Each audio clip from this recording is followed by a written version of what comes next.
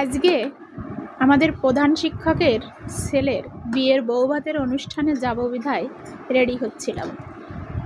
আমার কর্মস্থল, তার পাশেই আমাদের স্যারের বাড়ি। স্যারের ছেলের বৌভাত খেতে প্রথমে খাবারে ছিল পোলাও, ডিম, রোস্ট। রোস্ট আমার বরাবরই পছন্দ। রোস্ট দিয়ে খাওয়া শুরু করেছিলাম, তারপরে ডিমও খেলাম, সালাদ ছিল সঙ্গে। তারপরে এসে গেল আমার প্রিয় মাটন কষা। খাসির মাংস আমার বরাবরই পছন্দ। মাংসের ভিতর আমার খাসির মাংস খেতেই সবচেয়ে বেশি ভালো লাগে। লাল লাল মাটন খুব মজার খাবার।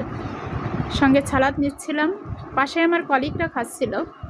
এগুলো ছিল আমাদের নাস্তা দিয়েছিল, সঙ্গে এই যে সালাদ ছিল, তারপরে আরও পাশে দই ছিল।